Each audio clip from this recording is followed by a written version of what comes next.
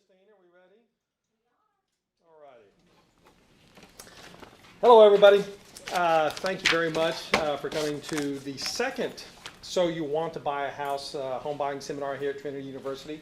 Obviously, all of y'all are Trinity alumni and graduates, and so am I. I graduated in 1982. Thomas Fentress, a very good friend of mine and a realtor here in San Antonio.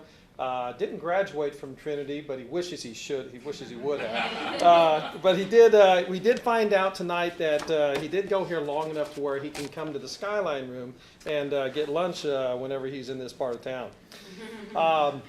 I'm very passionate about the mortgage industry and about working with people and helping people with finances.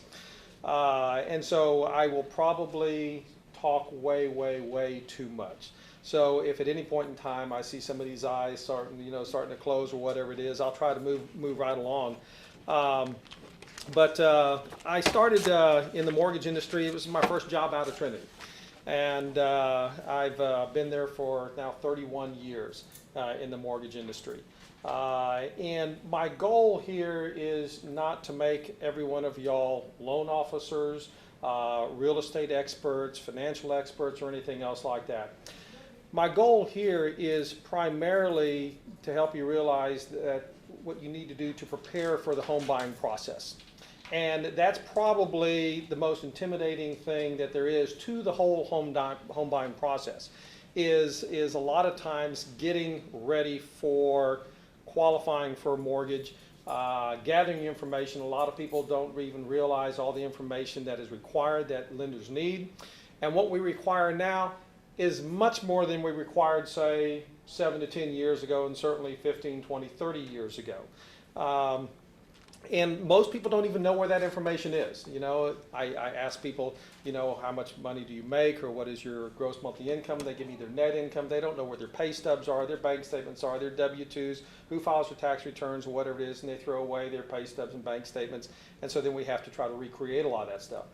So a lot of what I'm going to try to point out to you is to really get started now. If you're in the market to start looking for a house, start preparing and gathering that information and putting it aside. That way it'll make it very easy for you and also whoever it is that you use for the financing on the house, and also for the realtor that you work with or the builder that you work with to pre-qualify you so that both you and he know what market you should be looking at, whether you qualify.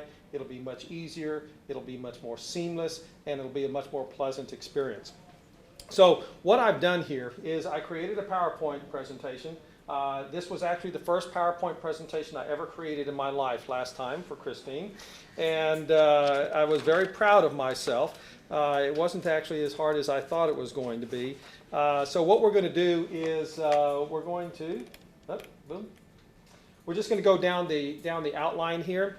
If at any point in time y'all have a question, stop me. I'm not one of these guys that waits until the very end of whatever the presentation is, because I'm going to forget 9 times out of 10 the question that I wanted to ask. So please feel free to stop me at any point in time, and we'll go ahead and address whatever question you have, whatever information that you need. So number one, what's my first step in buying a house? Should I look for a house before I pre-qualify for a mortgage? No, not necessarily. You want to make sure that you and whoever it is that you engage to assist you in looking for that house is very aware of what price range of house that you can look for. Okay? You don't want to be looking outside of your market. You don't want to be wasting your time. You don't want to be wasting your agent's time. You don't want to be wasting the seller's time either. So it's very important to be pre-qualified as soon as possible, to start gathering that information. What that also does is that's going to allow your lender an opportunity and you an opportunity to address whatever issues that you might have. And we'll get into some of those issues a little bit later on. But that way you know up front, whether you're going to be qualifying, what you need to do possibly to qualify for that particular house, whether there's any issues that you're going to have with credit, whether you know exactly the out-of-pocket expense that you're going to need to qualify for that house as far as down payment and closing costs. So it's good to know that information up front before you even start looking for a house. Items needed to pre-qualify for a loan application. That's number 2, and we'll go through those in just a second. But the first step in buying a house, like I said, is always be determined how much of a loan that you qualify for before you go looking. It's not only a waste of your time, but others. Pre-qualifying for mortgage will allow you to determine how much of a mortgage you qualify for based on your income, determine what price range you should be looking for based on what you qualify for and your available assets for down payment. It's also going to allow you an opportunity and the lender an opportunity to determine what type of a mortgage that you qualify for, not just what the size is. There's conventional, there's FHA, which is the Federal Housing Administration, and then there's a Veterans Administration, a VA loan. If you're not a veteran, or you're not married to a veteran, or you weren't married to a veteran who possibly is deceased, then you wouldn't qualify for a VA loan. So we'll sort of briefly go by that. But what type of mortgage is very important depending on the price range of the house, depending on how much money you have for down payment and closing costs, and depending on what you qualify for. So we'll go into the particulars of each one of those types of mortgages in just a second. Determine what your credit looks like. It's very important. And one of the things that I will do for you, if you'd like, there's a sheet in the back that you can fill out and provide to me. I will run a credit report for you. There are other sources, online sources, that you can go and get a free credit report. It's not quite the same credit report that a lender looks at.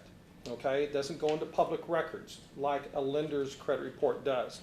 So it's oftentimes better, and I'm not going to charge anything at all. They don't really cost that much, but I wouldn't charge anything for pulling a credit report on you.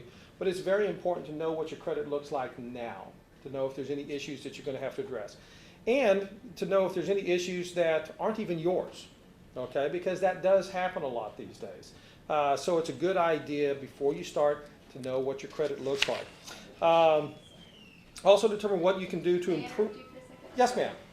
You mentioned pulling the credit Yes, ma'am. report. Doing that will reduce your score, correct? Very, very, very, very slightly. Okay. Now, we're not like an auto dealership where you go in and you pre-qualify and they run it through 12 different banks to see which bank is going to have the best financing for you. It will marginally reduce your credit score, yes. It's not going to reduce it by 10 or 15 or 20 points. It's going to reduce it by 1 or 2 or 3 points. So, but if you're on the edge. If you're on the edge, it could throw you off. That's right. That's right. Because credit scores are very important as far as you have to have a certain minimal credit score, and it does possibly affect your interest rate depending on, there's a matrix that they use. Depending on how much money you're going to be putting down and what your credit score is will determine on what pricing adjustment they're going to make, which could affect your interest rate. By affecting your interest rate, we're talking maybe an 1/8 or a 1/4%. We're not talking you're going to go from 3 3/4 to all of a sudden 7%. How long does that last? That marginal, that really small decrease, how long will it last for? 30 to 60 days. Okay, so not very long. No, it doesn't last long. Okay. Yes, ma'am. Those sites that have where you can look at your credit score monthly, Mhm. does it decrease every month, a Mhm. point? No, they don't. You mean the sites that you can... Scoresense.com is what I Yeah, use. and what they'll do is they'll send you notices on anything if your credit score adjusts. No. Is that for Though, everyone? no, that does not. That does not. And that's the difference between like a hard pull versus a soft pull, right? Yes, ma'am. Very good. Okay. Yes, exactly. Anything else? Okay, so, you're very welcome. Determine what can you do to improve your ratios and or your credit and how long you can anticipate it will take. Okay, we're going to get into income versus obligations versus credit scores, how long it's going to take if you pay this off or reduce this balance, what it's going to do to your credit score and how long it's going to take. If you pay that obligation off or if your income is going to go up or what type of income can be used depending on whether you're W-2 income, whether you're an independent contractor, whether you're self-employed and file a Schedule C, etc. And number 6, secure a pre-qualification letter from a lender to provide to your realtor and the seller's realtor. That's very important because nowadays most realtors, and once again Thomas will get into this, but most realtors when they submit an offer on a house, they'd like to submit it with a pre-qualification letter. That basically tells the other agent, and it tells the seller that you're a live buyer, that they're not going to have to wait 2 or 3 or 4 weeks to see whether you qualify if they accept your offer, that they know that you're going to be qualified when they accept that offer. And a lot of times they will accept an offer that has a pre-qualification letter over an offer that does not have a pre-qualification offer letter, okay? Okay, so, well, that was one behind. When should I have a credit report pulled? Now, your credit and its accompanying credit score are one of the most important assets you have. It's increasingly becoming more important every day. Your credit scores are going to affect, nowadays, everything that you do. It affects your auto insurance rates, it affects your homeowner's insurance rates, it affects your mortgage rates, your car rates, etc. Okay? So it's very important to get that credit score, know what your credit score is now to see if there's anything that you're going to need to do. A lender-generated credit report, like we discussed, is different than the free consumer credit reports. There are 3 main repositories, okay, when you look at a credit score. What a lender does is they are going to throw out the high and the low score and take your mid score. There's 3 repositories or information gathering systems that are out there. There's TransUnion, Equifax, and Experian. So they all have a little bit different matrix depending on what affects your credit, which is going to be obviously payment history, how many open balances that you have, what your balance to credit limit is, and we'll get into that a little bit more in a second. And obviously if you have any derogatory information on there, if you have any judgments or any liens on there, okay? So that credit report is going to tell us all that information.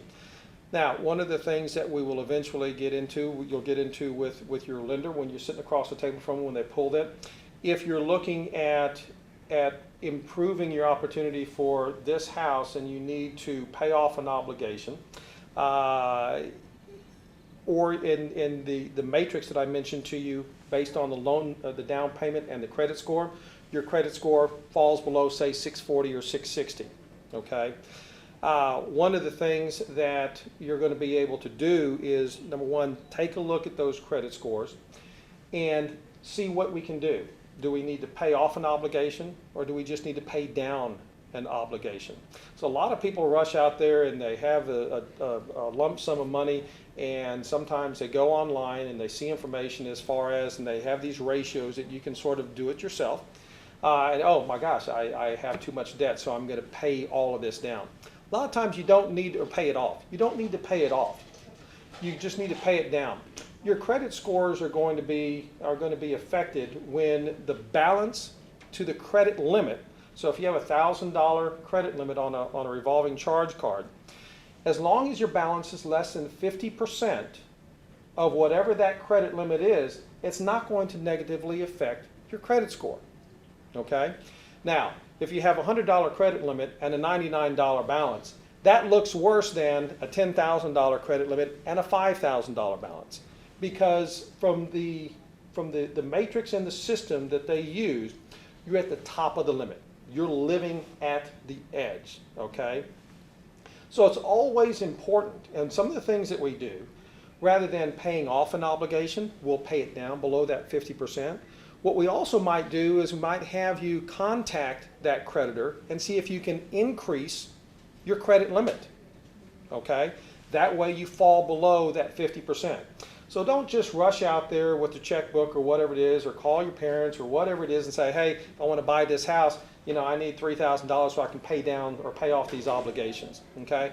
That's why it's important to sit down with somebody, pre-qualify, see exactly what it is that you need to do to get those ratios on those revolving charge cards or installment obligations. On an installment obligation, if you have 9 months or less remaining on an installment obligation, we don't count it against you at all, okay? So those are some things that we're going to take a look at when we're looking at the ratios, see exactly where you fit in. Factors that have, let me turn this off real quick so it doesn't bother me. Factors that have an effect on your credit score are obviously your payment history, the number of open balances, your balance to credit limit ratio, collections, excessive credit inquiries, tax liens, short sales, and foreclosures. Short sales have become, and not that it affects any of y'all, but just since I mentioned it, short sales have been very prevalent over the last couple of years with the whole mortgage, real estate bubble burst and all that sort of stuff.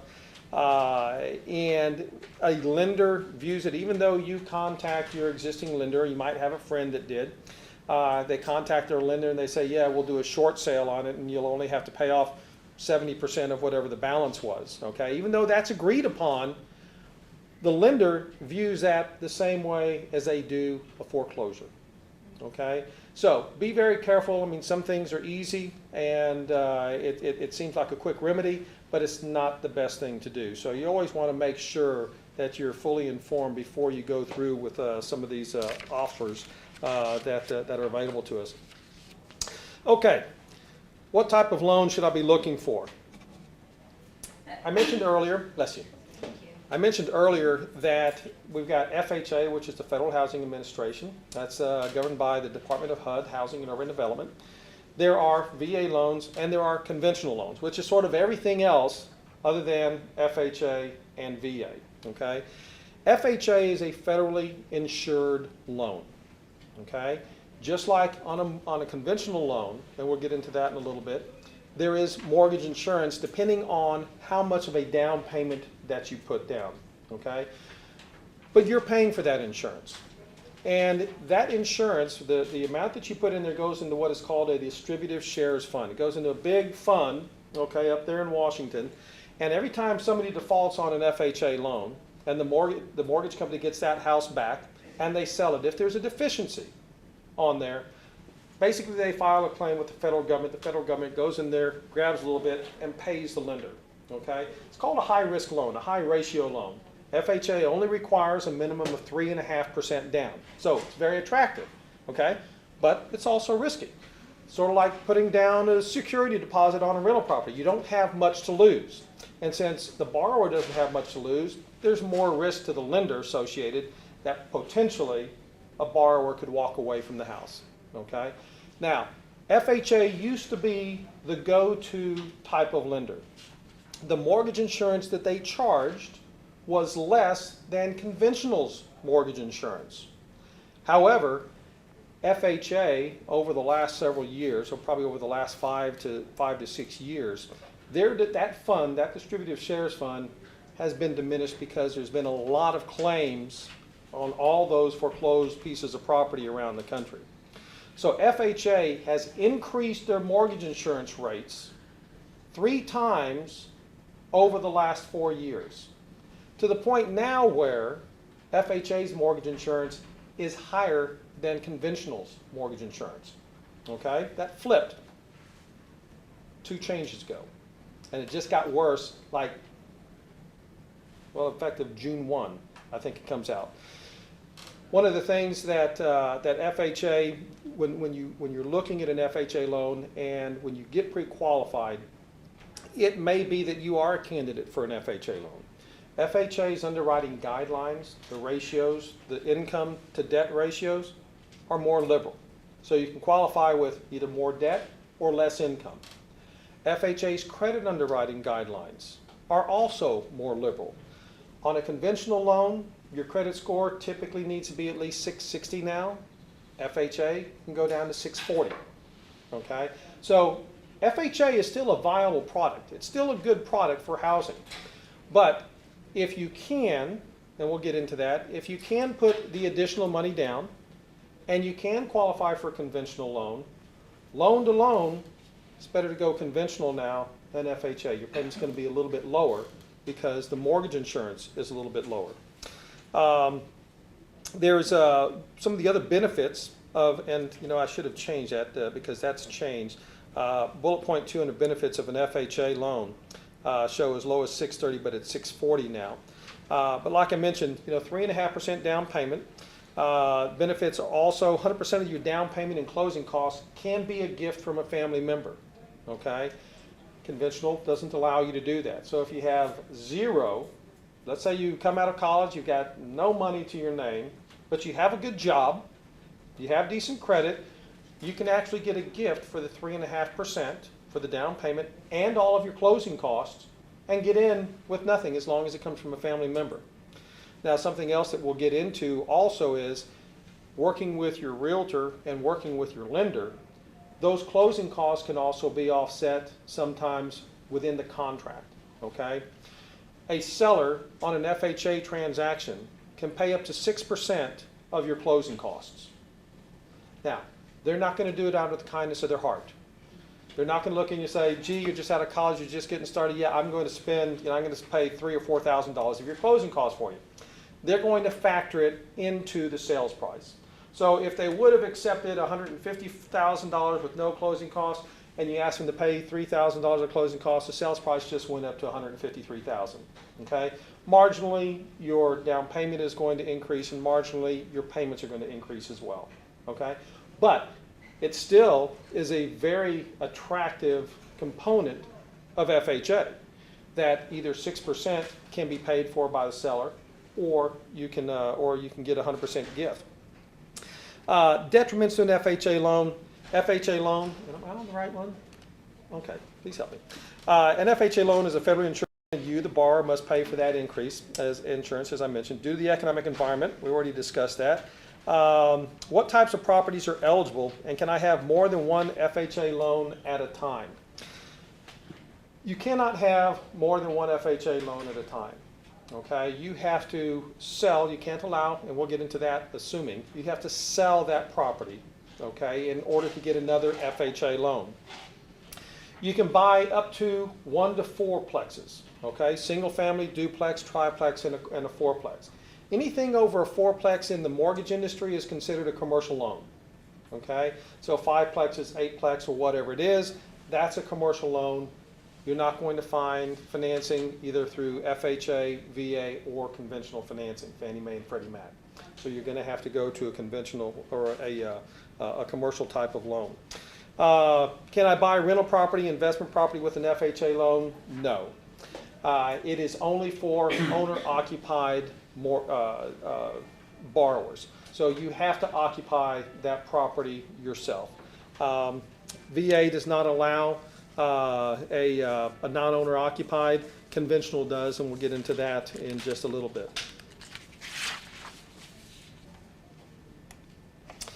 Okay, let's see. Now, where am I? Conventional loans. Who is eligible? And let me back up. On an FHA loan, one of the comments that who is eligible? Everyone. Everyone's eligible for an FHA loan. It doesn't matter what your income is, doesn't matter what your credit is like. Everybody is eligible for an FHA loan. Same thing with a conventional loan. Everybody is eligible for a conventional loan. The benefits of a conventional loan are, number one, the maximum loan amount is going to be higher than the maximum loan amount on an FHA transaction. You can borrow up to $417,000 on a conventional mortgage, and on FHA, it's only $332,500 here in Bexar County. They judge that on a county-by-county basis, and you can actually go online on FHA's website, and you can determine what the maximum loan amount is for the county that you're looking to buy in.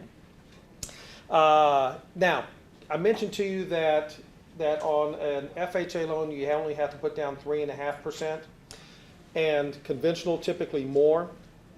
Let me back up. Conventional will allow you to put down as little as 3%. The mortgage insurance is going to jump up considerably on that, okay? That's why I sort of said if you have the additional 1.5, typically what I typically tell people is that the minimum down payment on a conventional loan is 5%, okay? Should be able to come up with that additional 1.5%. Hopefully you can. If not, there's always FHA. But what that does is that brings that mortgage insurance down quite a bit. It makes it much more attractive than on an FHA loan. On jumbo loans, conventional also goes up. Now we talk about conforming and non-conforming in conventional loans. FHA, they're all the same. In a conventional market, conventional lending market, we have conforming, which is under 417, and we have jumbo or non-conforming, which is anything over 417. $500,000, $750,000, $1 million, $2 million on a non-conforming jumbo loan. Okay, where the down payment requirement would go up accordingly. They're not going to allow you to borrow or put down 3% on $1 million house. They're going to require you to put down probably 20% on a $750,000 house, maybe minimum 10%, et cetera. So there are different parameters for that conforming and non-conforming money. On a conventional loan, you may receive a gift from a family member after the borrower has invested at least 5% of their own funds. Okay, so if you have the 5% of your own money and you put 5% down payment in, you can get a gift from a family member for 25% more. Okay, on conventional loans, the seller can pay up to 3% of your closing costs on a 95% loan, 6% if you put down 10% or more. Okay, so that's comparable to FHAs, but if you're going to put down the minimum on a conventional loan, you're only looking at the seller being able to contribute up to 3% of your closing cost. At 3%, buyer's closing cost 95%, buyer's closing cost 9%.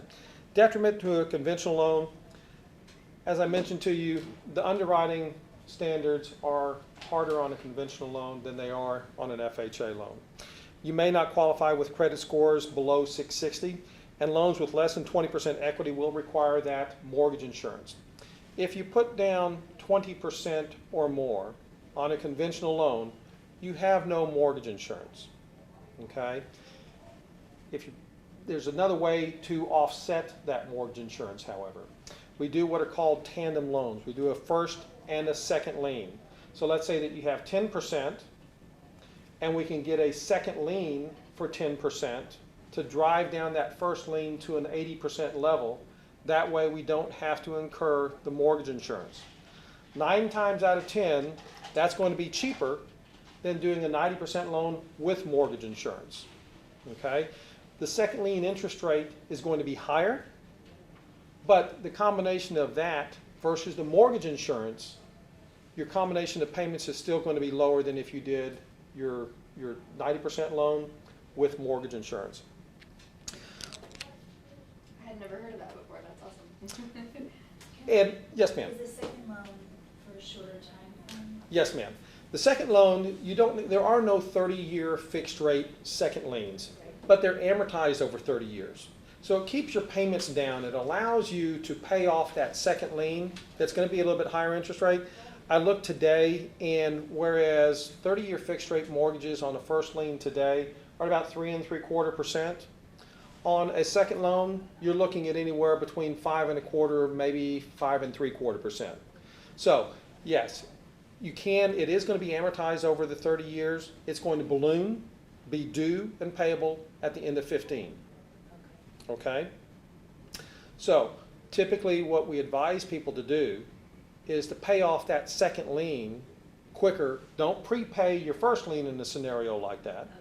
Prepay your second lien so you can get rid of that 5.5% or 5.75% interest rate sooner than later. Okay? And the other thing is, the reason why a lot of people do that, the national average for people buying houses and staying in houses historically has been about 7 years. So people are either going to buy a house and move out or move up, or they're going to refinance every 7 years. Okay, so that 15-year period gives you a pretty good comfort zone as far as knowing that you're not going to wake up in the 3rd or 4th year and all of a sudden you've got to pay off the second lien or do something with it. Okay. Let me see. Types of properties are eligible. Once again, 1 to 4 units. No 5-plexes, 6-plexes, 8-plexes, etc. And can you buy a rental and investment property with a conventional loan? Yes, you can. The interest rate is going to be higher, a little bit higher, because the security, which is that house, the lender's security, typically is not taken in as good a care of as if you are an owner-occupant. Owners typically take better care of properties than tenants. Okay? I can remember when I was at Trinity, and I did not take very good care of the piece of property that I had up Mulberry. And I can remember when I graduated, I bought a house on Melrose right over here in Almas Park, and later on I moved out and rented it to some Trinity students, and it was not taken in very good care of. So that is why there is more risk associated with that lender security. So in the event of default, they're looking at what do we have to do to dispose of that property. Are we going to have to go in there, repaint, patch walls, carpet, et cetera, et cetera? That's why the interest rate is going to be a little bit higher on a conventional loan or on an investment property. Your down payment is also going to be a minimum of 20%. Okay, so you have to put down 20% minimum on an investment property. Any more questions? Yeah. Y'all aren't doing very good. You're not telling me that I'm behind on my slides. Okay, let me see. We already touched briefly on VA.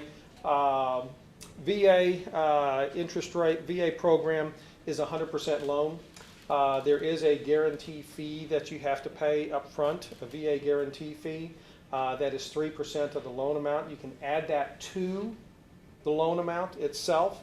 And there's particular scenarios depending on where you qualify, whether you're in Gulf Storm 1, Gulf Storm 2, how long you were in there, if you were pulled up in the reserves, how long you had to be active in the reserves before you qualify for a VA loan.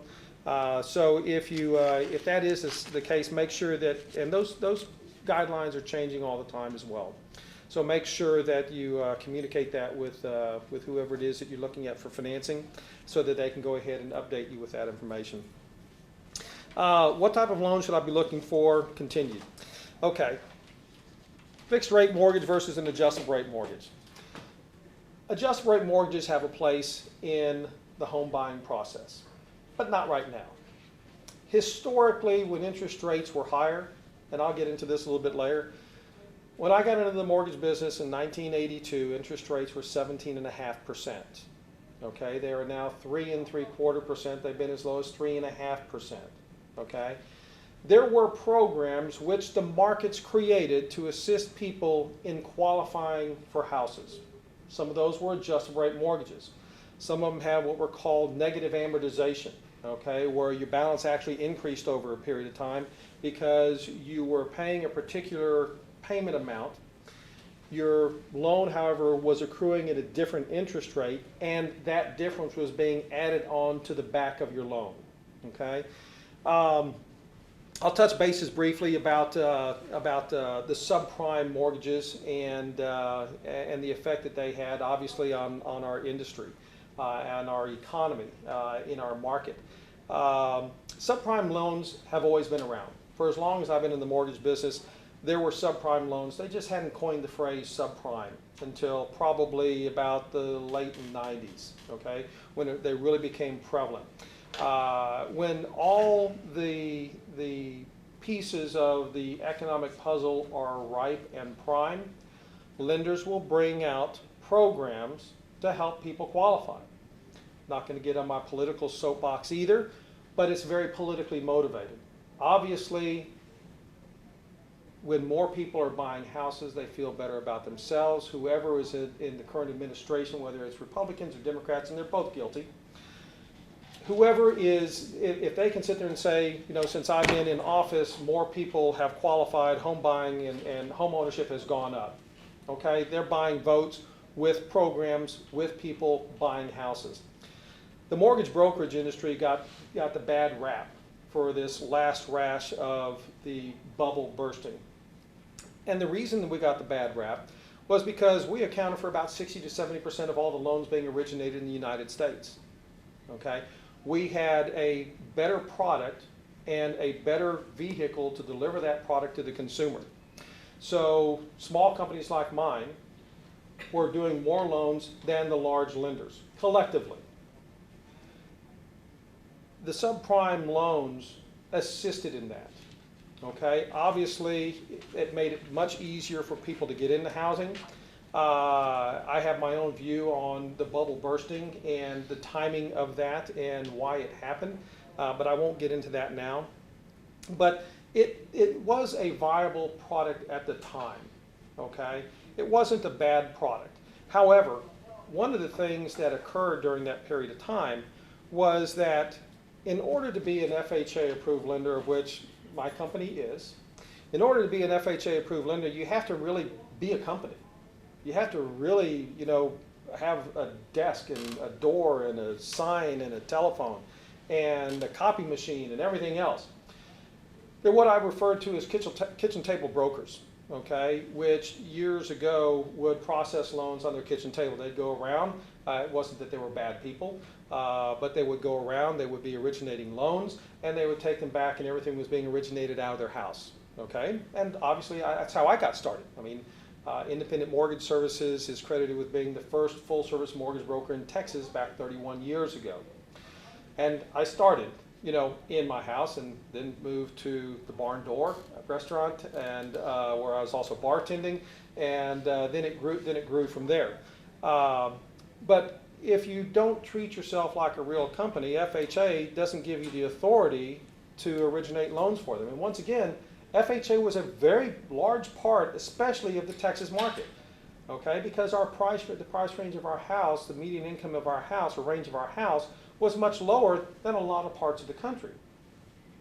So if you weren't FHA approved and you potentially had a borrower that could qualify or could utilize FHA, but you also had a family to feed and you had a mortgage to pay, you didn't say, gee, you're really a candidate for an FHA loan, why don't you go see Peter at Independent Mortgage Services? You gave them what you had, which was subprime loans, okay?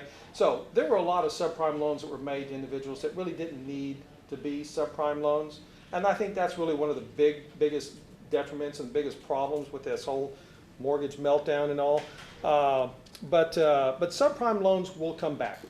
They'll probably call it something else next time, just like they've done for the last 30 some odd years.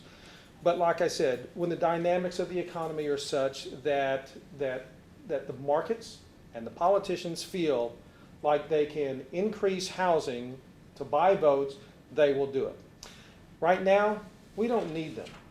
Right now, we don't need adjustable rate mortgages, even though adjustable rate mortgages are a very good product.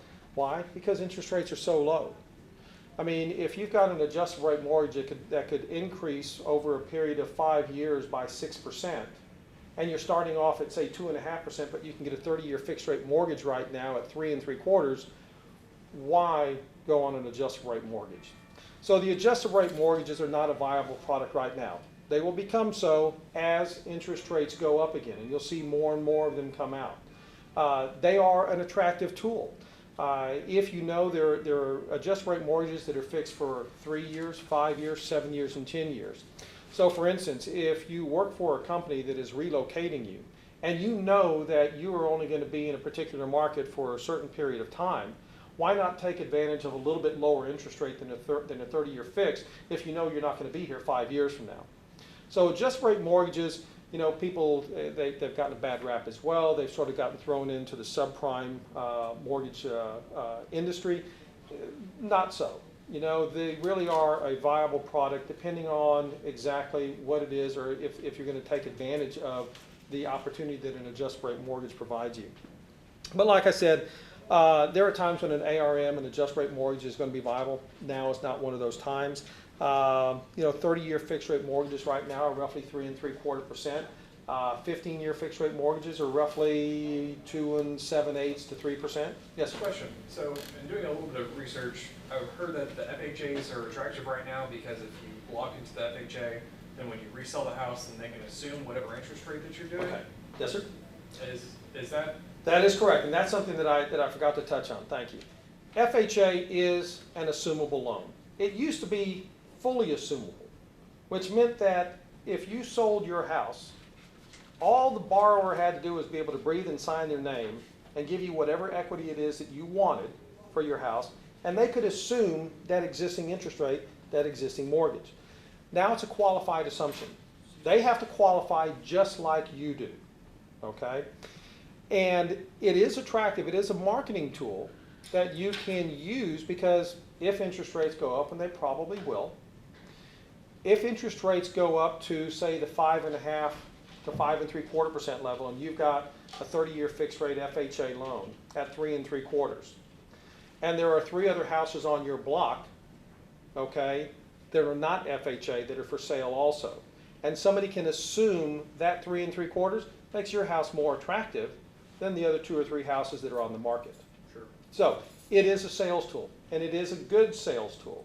But once again, that individual has to qualify just like you are. And also, most people who, depending on how long you've been in that house, if the house has appreciated any, the gap, the amount of equity that you're going to have in that house is going to widen. One of the reasons people go FHA is because they don't have the down payment. Okay? So as the equity increases on that FHA loan that you currently have, the likelihood of somebody assuming it is going to go down. Okay. Okay? All right, so for now, let me see where we are. Lets you know that you won't be in a house mortgage for more than 3 to 5 years, and that your employer will not buy out your house. Stick with a conventional 30-year or an FHA 30-year fixed rate mortgage. What type of loan should I be looking for continued? For every $100,000, 30-year versus 15-year, and I get a lot of that. Interest rates are very low right now. I'm sorry, 15-year fixed rate mortgages are sub 3%, right at 3%. For every $100,000 you borrow at 3 3/4 for 30 years, your principal and interest payment is going to be $463. For every $100,000 you borrow at 3% for a 15-year, it's $691 or $228 a month difference. Okay, doesn't seem like a lot. But you have to figure out, number one, am I really going to be in that house? Because if you're only going to be in that house for about 3 to 5 years, you're not building up that much more equity on a 15-year versus a 30-year. A 15-year and a 30-year, the interest is loaded up front. Okay, so the majority of that payment for the first 5 years is going to be interest, whether you go on a 15-year or a 30-year mortgage. It really starts kicking in about the 7th year on a 15-year mortgage. That's when you really start whacking away at that principal. And obviously, if you can afford it, and if you anticipate that you're going to be in that house long term, 15 years mortgage is great. Okay? It's a forced prepayment penalty, or it's a forced prepayment plan. What is PI? Principal and interest? Okay. Okay. On a 30-year fixed rate mortgage, however, they're fully prepayable without any penalty. FHA, VA, conventional, you can prepay whenever, however you want, on a monthly basis, on a quarterly basis, on an annual basis. 3 years later, you can pay the whole thing off without any penalty. What I suggest when you do that, if you're looking at prepaying your mortgage, write 2 separate checks. Write your normal mortgage payment check, and then write another check for $50 or $100 or $200 or whatever it is. A lot of times you have individuals who are opening up these envelopes and they're inputting this information, they see this large check, they really don't think about what it is, and at the end of the year you're going to get this statement from them saying, your escrow account is $4,000 higher than you need it, what do you want to do with the money? Well, that was supposed to be going to my principal. Okay, make sure, go ahead, put a little sticky note on it, whatever it is, down in their memo section, exactly what it is for, so that you're getting the credit for it that you intended and actually. It's true that over the life of the loan, a $100,000 loan, you'll save $42,300 of interest between a 30-year and a 15-year. But that's assuming that you own the house for 30 years. Once again, the fact is that the average individual only stays in the house about 7 years. So ask yourself, is there something better that I can do with that $228 a month? How about paying off your credit cards? Okay, higher interest rates, you're going to reduce your debt. For every $1,000, for instance, and here's something to consider as well. I'm all about money management. I was the chairman of the Finance and Education Committee for Consumer Credit Counseling Services for 6 years at one time. So I'm all about what's the best thing to do with my money. For every $1,000 you put down on a house, if you have the minimum payment but you've got a little bit more, not quite 10%, but you say, well, I can put down 7%. Okay, it's not really going to affect your mortgage insurance rates. But how is it going to affect your mortgage payment? For every $1,000 that you pay down on a mortgage at current interest rates of roughly 3 3/4%, you're reducing your payments by about $4.50 a month.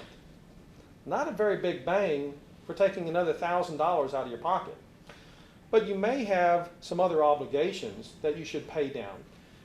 A $1,000 balance on a revolving charge card, your minimum payment is probably going to be $25 or $30. Okay, so it'd be better to pay that down, or an installment obligation, or possibly putting it aside towards retirement. And I'll get into that a little bit later as well. But look at paying off your credit cards, look at paying off your student loans, look at paying off your car loan. Student loans used to be really, really, really cheap. They're not so cheap anymore, I think. That's what I've been told. Or consider, like I said, putting it into an IRA. I'm big on putting money aside and putting it in early for retirement. Most individuals that I've seen, over 30 years, are sitting across the table from individuals. Most individuals don't even start planning for retirement, thinking about retirement, until number one, they're after married, and most of the time until they have their first kids, their first children. And then they've also got to think about, possibly saving for education and stuff for their children. Okay, but for a 15-year, let me see, consider putting in a Roth which over a 30-year period, assuming that you were in that house for 30 years, that $228, if you started out with $0 in a Roth IRA, and every year you put $238 in it, a month. Over a period of 30 years, that $238 is going to grow to $235,000, and I use a 7% rate of return. Okay, so historically, if you look at the stock market, we had some good years, we had some bad years, but over the last 80 some odd years, we've returned about 11% return in the stock market. So that's why I say, look at doing something else with your money that can benefit you more than just paying down your balance on your mortgage or putting it down in the form of a down payment. There's other things that you can do and consider. A 15-year loan is a forced savings plan and can be a great tool if you plan on staying in that house for 15 years. Don't have other debt that you should pay off, and are well vested in a retirement plan. Remember that you always go with a 30-year loan, pay off your debt, establish your savings, and then begin to prepay your mortgage without any penalty. That's always what I've suggested for people to do. Okay, I don't qualify for the house I want. What can I do? This is why you should be pre-qualified before you go shopping for a home. Get your hopes up and possibly submit a contract on a house that you don't qualify for. Four things that you can do to prevent you from qualifying for the house you want. Number one, insufficient income. Not a whole lot we can do about that except for make more, get a second job. There isn't much you can do, like I said, or wait until your income goes up. Also, having a parent co-borrower typically doesn't work, as you need to qualify for at least 80% of the mortgage payment yourself. So you can say, well, my parent is willing to co-borrow, or my brother or my sister is willing to co-borrow so I can qualify for this house.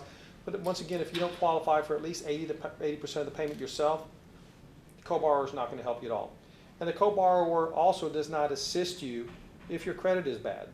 So if you've got bad credit, the lenders know that you're going to be the one primarily responsible for making that payment.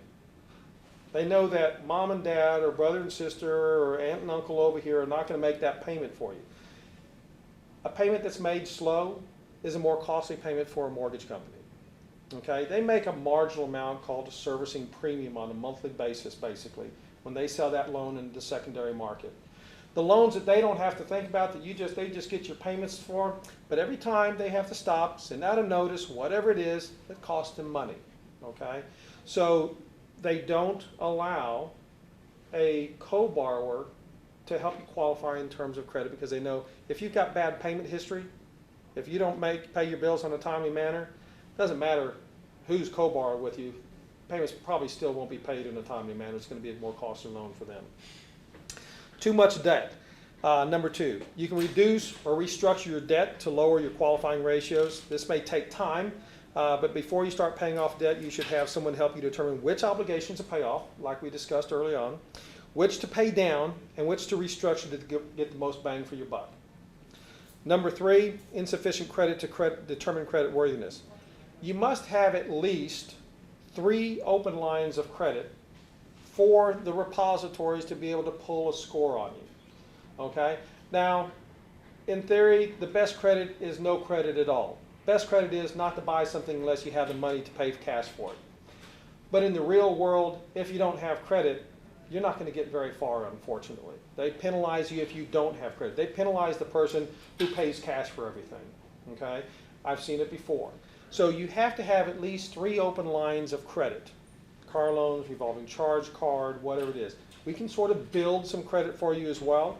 We can go ahead and get canceled checks and statements for a phone bill, for auto insurance, etc., to build that credit. but you want to make sure, you want to try to have at least 3 open lines of credit on your credit report that they can go ahead and pull references from. No credit, like I mentioned here, is almost as bad as bad credit. And depending on whether you have some derogatory credit in your recent history, you may need more than 3 open lines of credit. It's sort of like a ratio. Okay, if you've got 4 lines of credit and 2 of them are bad, 50% of your credit is bad, you're not going to get a loan. If you've got 10 open lines and only 2 of them are bad, it's not, your credit scores are going to be higher because those other ones are going to offset the negative ones.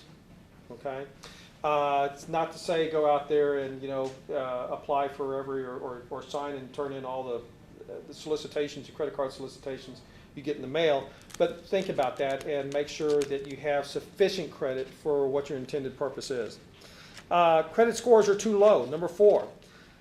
Other than 2 and 3 above, you may just have to wait. Changes to your balances and credit scores take time. Plan on 30 to 45 days to reflect changes in your balances and 60 to 90 days to reflect changes in your credit scores. Okay? I pulled a credit report on myself just yesterday. I have to do that on an annual basis when I renew with the lenders that I'm approved with. And it turns out that I had 2 slow payments through Broadway Bank back in July and August of 2012. Didn't happen. I had to call. I called them yesterday, sent an email and called them yesterday. And they said, we're sorry, you're right, it's our error. We're going to go ahead and send a notice to the repositories. Well, I asked them to provide me a letter to state that because I knew that if I submitted my renewal, my information for my renewal, and it shows that I've got slow pays, that could possibly affect me being approved with this particular lender. So I wanted something from them, from the bank, saying, we messed up, and it also states on there, it's going to take 60 to 90 days for this to reflect in your credit score. So that it's sort of just guiding them through that saying, okay, it happened, it does happen. That's one of the reasons why you should go ahead and get a credit report pulled really sooner than later if you're anticipating buying a house in the next year. My spouse's credit scores are higher than mine. Can't we just use theirs or my father's? That's in the instance of a co-borrower. Okay, it used to be that up until about 6 years ago, when all this mortgage meltdown chaos occurred, they would take the higher of the 2 credit scores. Borrower and or spouse, husband and wife. They didn't care. They would take the higher of the 2. Now they're taking the lower of the 2. Okay? Whether it's the husband or the wife, they may not be employed. They may be very derelict. And then their spouse has a great job and pays all the bills, okay, and maintains all the finances, but they're going to be governed by the other spouse's credit score, okay? I don't think that's right, but I don't make the rules up. One of the reasons why they did it, and it has strictly to do with money, with what they can make. They increase your credit score, they increase your interest rate marginally, like we discussed earlier, depending on your credit score. Okay?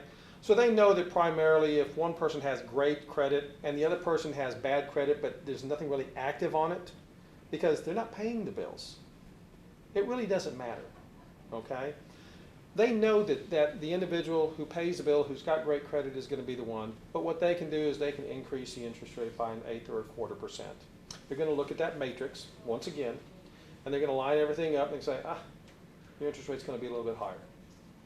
Okay? So that's why they did it. That's why they've done a lot of things, okay, to try to recoup some of their losses. But the mortgage companies really didn't lose that much. The banks really didn't lose that much. If they created institutional type of loans, I'm getting off on the sidebar here. They can create an institutional type of loans. They sold that loan into the market. All they're doing is collecting payments for whoever it is that bought that loan. So they didn't lose anything. Okay? They had mortgage insurance in cases, okay, that protected them in the event that there was a loss. So, but they have done that. They have done certain things. They have tightened the credit scoring matrices. I don't have any proof on this, but I know that if you had a 720 credit score 6 years ago and your credit report mirrors the credit report that you had 6 years ago, your credit score now is about 690 to 700. Okay, they just tightened everything a little bit. Once again, trying to avoid some of the problems that they had. Once again, possibly just to make up a little bit of extra money. Remember that there are really 4 main institutions that benefited from all the TARP money, from the bailout, the financial bailout, and you know, I feel like they're the ones that have their hands in the pockets because the politicians obviously want them to do well, so they can try to make their money back. Okay, so you know, you scratch my back, I'll scratch yours. All right. Any questions? Let me take a quick little sip.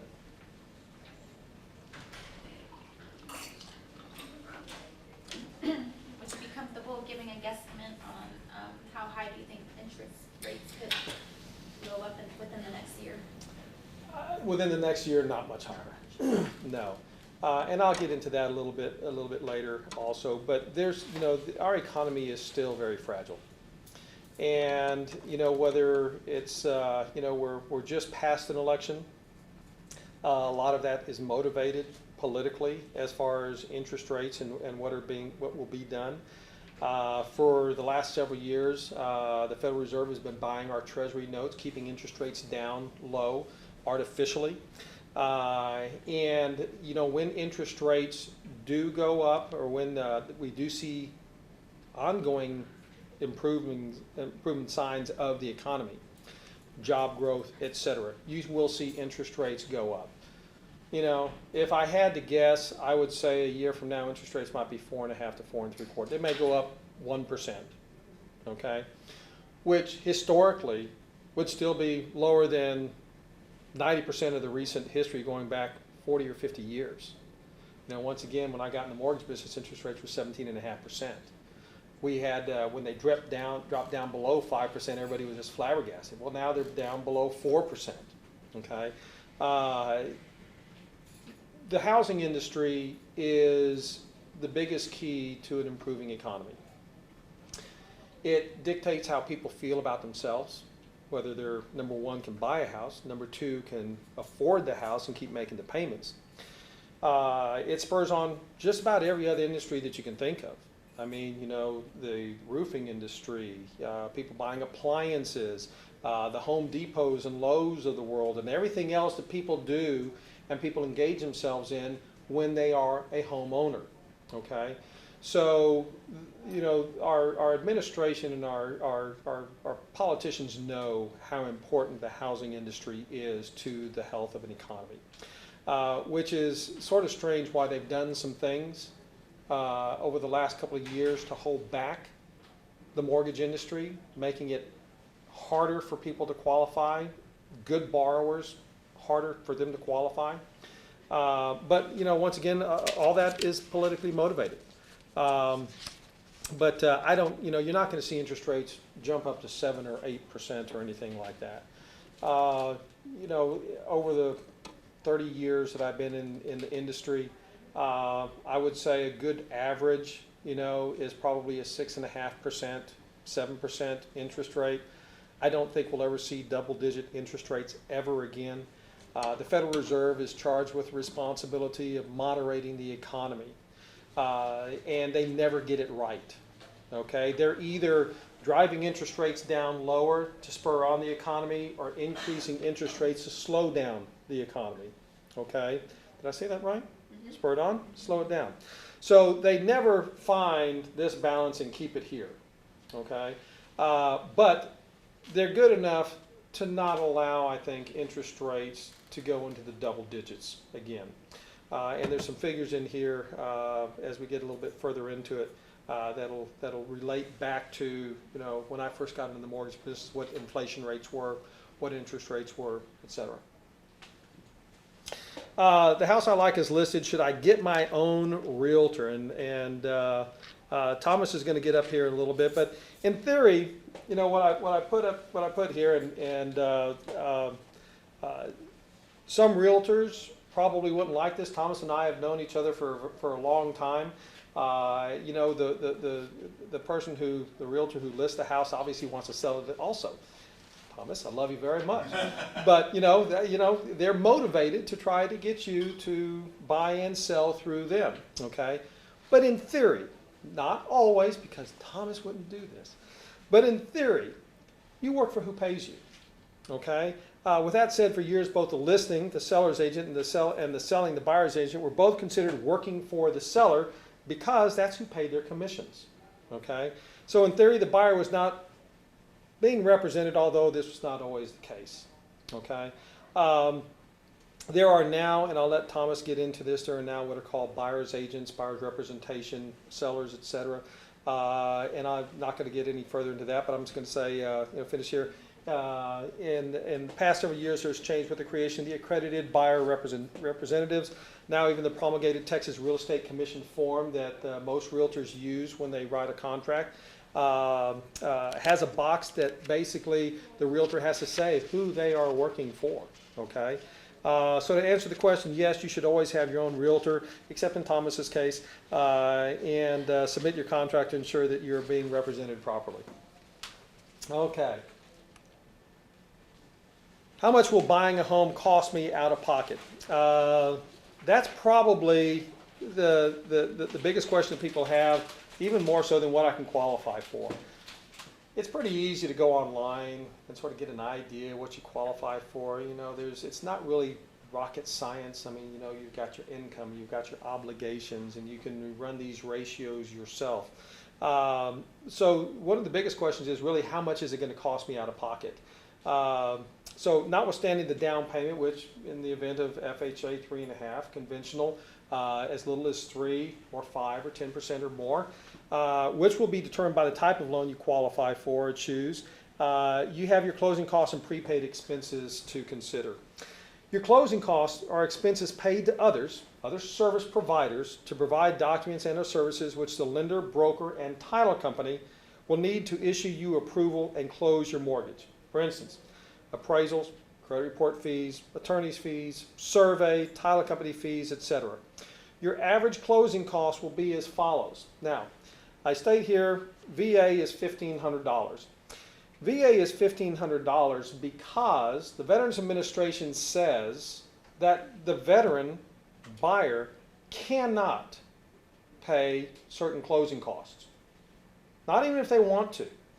The seller has to pay those closing costs. Okay? It's about $1,200 to $1,300.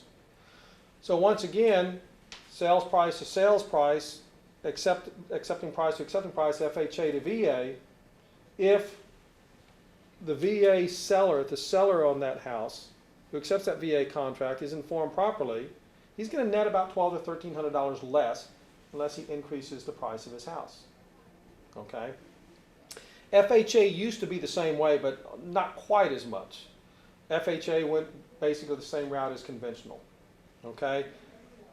You're responsible for all your closing costs. And then there's the origination fee. Okay, so you have FHA and conventional, you have about $2,800. It's appraisals, credit reports, attorney's fees, title company fees, etc. Okay, survey, etc.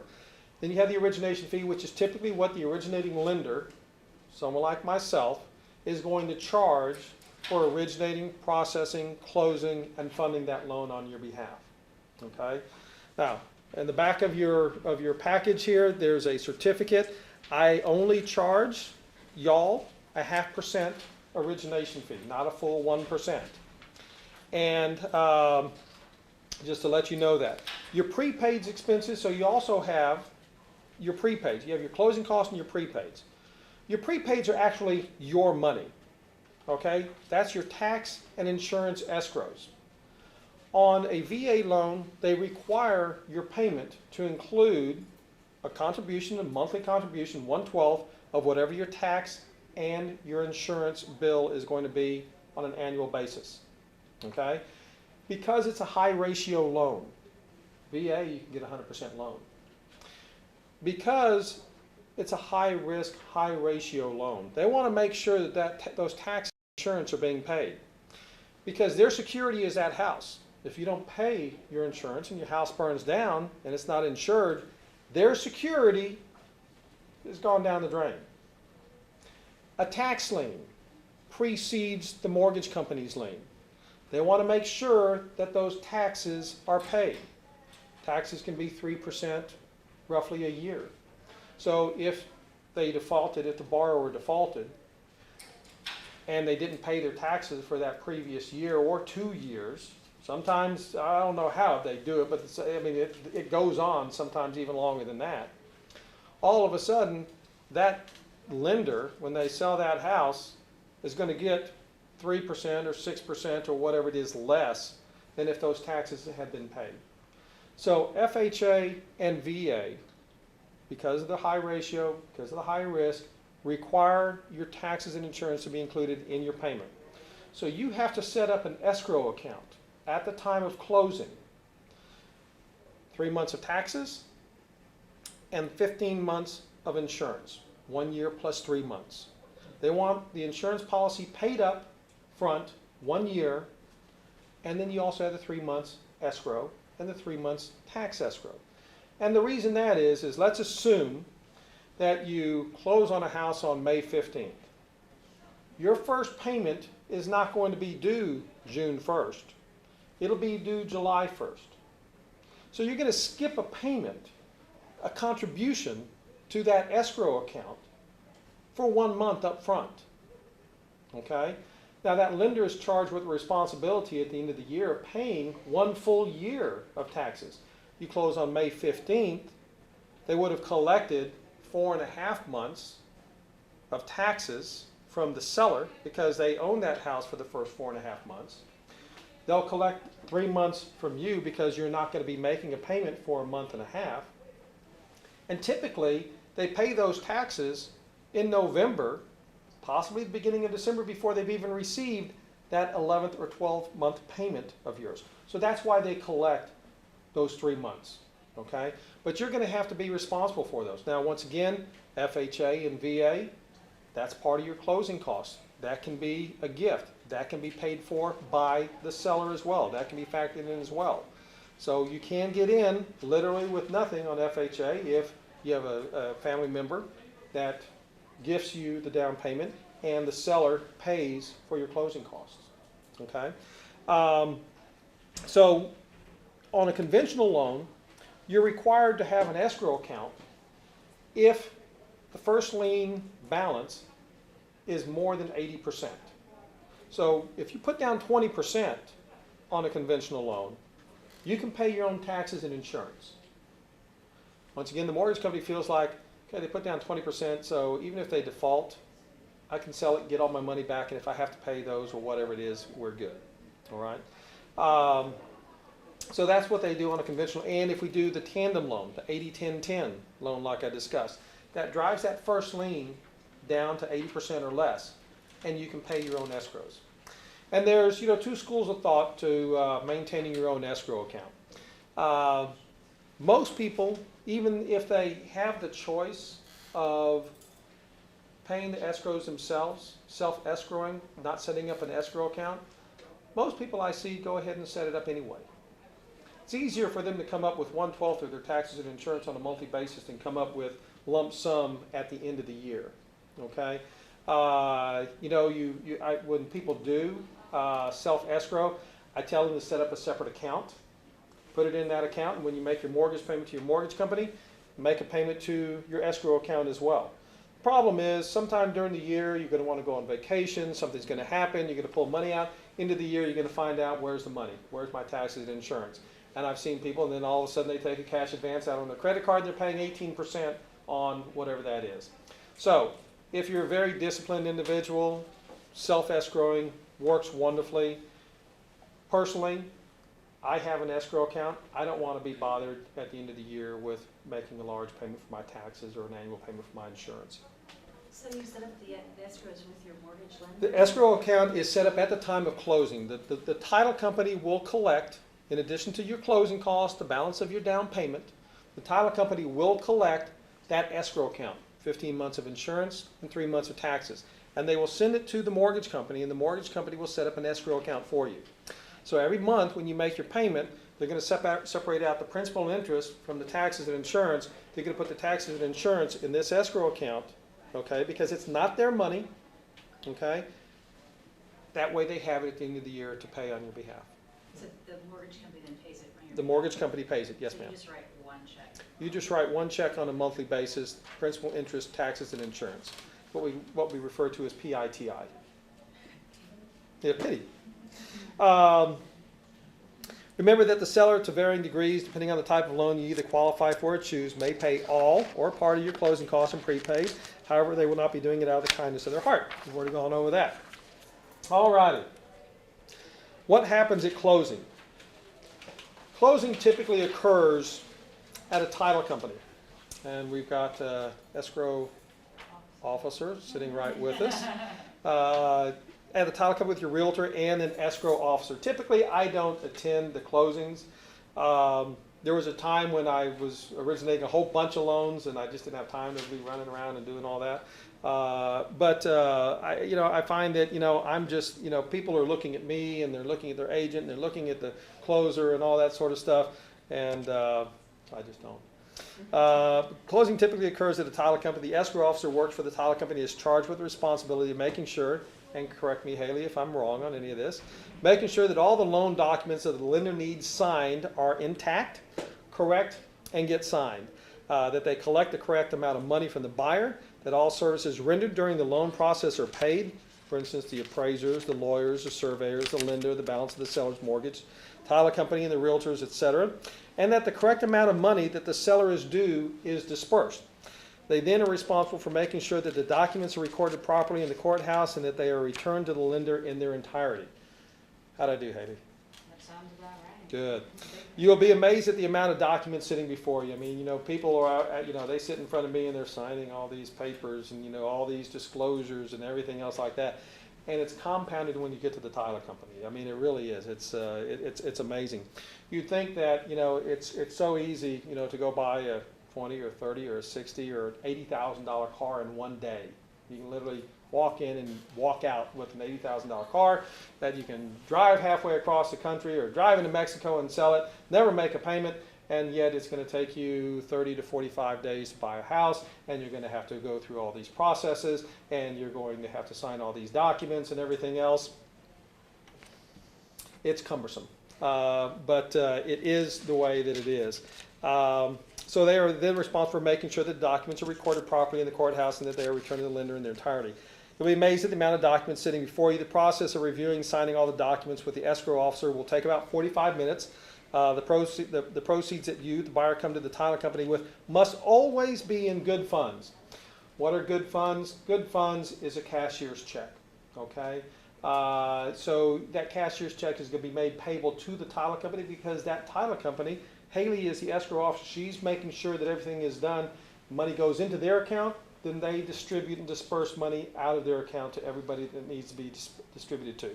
So question, so if Yes, I've sir. got like a Roth IRA or if I've got a brokerage account Yes, sir. and I've got all of my money in stocks and it's going to take a week to figure it out, will I go into this knowing exactly how much that I need to liquidate it? I need to have that all in cash?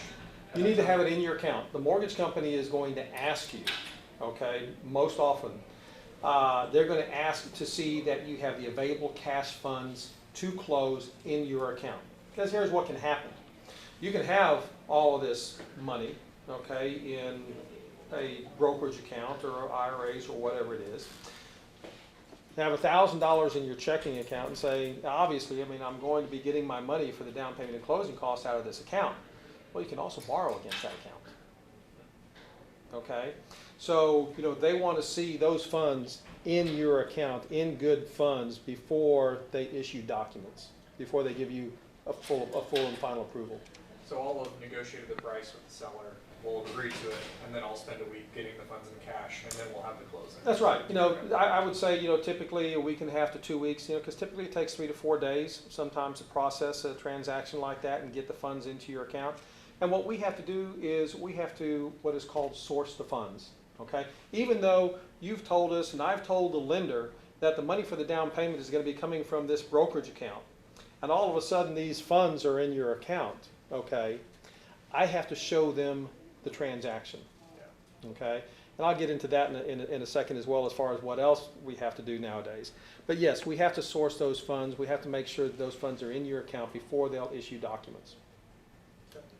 Yes, Haley? I was just gonna say something. Another good fund is a wire transfer. Correct. And, what I believe the Texas Department of Insurance was talking about, something in the next couple of months, was making wire transfers kind of mandatory for coming to closings. Just for people to be aware, it's not there yet, but because of fraudulent cashier's checks. Okay. Having wire transfers do the, Good. kind of that's. Think of the that'll future. be, Yeah, you'll just take out your handy little smartphone and, they'll, do one of these things at closing and bing, everything's done. phone is so simple. You'll be amazed at, all the paperwork, good funds. The transfer of title and ownership will not actually take place until later that day. Typically, it can be an hour to 3 hours later.